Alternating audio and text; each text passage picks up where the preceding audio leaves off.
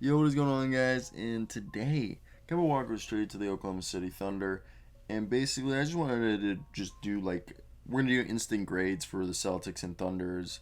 What seems to be a good deal for both sides. So let me hear your comments right now down below. It's a little delayed. My girlfriend just got back from Greece, so had to bang some things out. Either way, let me hear your comments and likes down below. Let's get right into it. They acquired Al Horford, returning the man who was there from 2016 to 2019.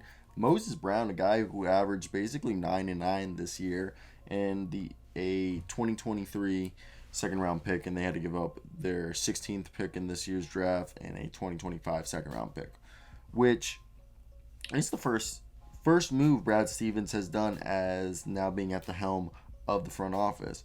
So the big question is, does Al Horford have anything left in the tank?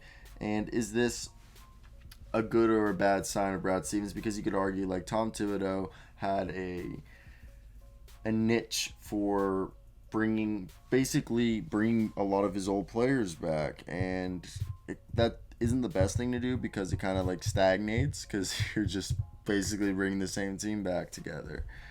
And I'm not saying that's what Brad Stevens is doing, but like you just don't want to see Brad start trying to bring back all his favorite players of the past couple of years. Okay, I doubt that's the thing, but from articles I've read, that's what people are saying.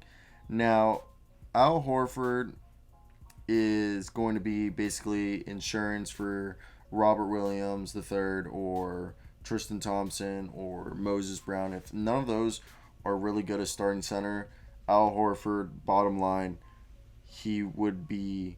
I mean, obviously, they would prefer if he'd come off the bench to fill out the depth as needed, but if needed, he could be the starter. And we know after last season, the depth is what they sorely need. Tristan Thompson, if can go in there now, and they could like do a center back committee, have 3 or 4 guys. Just Al Horford's a 45% shooter now from the field compared to being like a 51% shoot for his career. And what we're thinking right here, what I really like is obviously you're saving money with Al Horford. He's making 53 over the next two, and they could be saving as much as 32 million. So it's awesome for them. And additionally, I like the pickup of Moses Brown. The Thunder were very high on him, and he showed a lot of nice potential during their tanking efforts of 2021.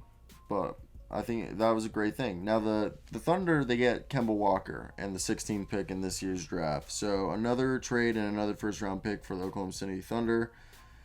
We basically won't know exactly how many first round picks they'll have until we find out the fate of the Houston Rockets pick. But for now, the Thunder have an additional first round pick in the middle of the top 30, and Sam Presti gets another chip to move to either acquire a player of their future, like through a trade or draft, and develop a key player for their future. So Presti's has just been putting on a masterclass of pick acquisitions over the last couple of years. It's insane, and Al Horford had to sit down with the Thunder and basically was told, "Look, we're gonna tank. Forget about it." So when they get Kemba, they're basically going to pair Kemba and Shea Glacius Alexander together, and hopefully, like Shea took in so much from Chris Paul, Kemba's going to teach Shea. I low key want a Kemba OKC jersey. That seems like it's being dope. And basically, the 16th pick is going to be probably way better than what Kemba was. So, I'm not Kemba was better than Moses was. So I think this is a great trade for them. Really great trade. Now, I think the big question that everybody wants to know is what team are they going? Because if they bring back Al Horford, I feel like they're going to try to have a similar system to what they were already running, which makes me believe that it might be an internal hiring or a hiring of a coach that we know they'll probably run a very similar system. And the last time they've had a coaching change was when the Clippers traded a 2015 first round pick for Doc Rivers and they hired Stevens away from Butler. So, what you send Kemba out and you brought in Horford, and Robert Williams headlines the young guys outside, Tatum and Brown, who are 23 and 24. He just needs to find consistency on the floor and not get fouled. But then you got Payne Pritchard, who's a great backup point guard who could even develop into a starter. Aaron Nesmith hopefully can become a 3-and-D guy. We saw at the end of the year. Romeo Langford could be a rotational wing, kind of a Swiss Army knife guy. Grant Williams could be a backup small ball big man. They also just need a. They also just really did get Moses Brown, so they just need to find a coach who. Like, think it's just like, will Brad Stevens be Pat Riley or Magic Johnson? You know,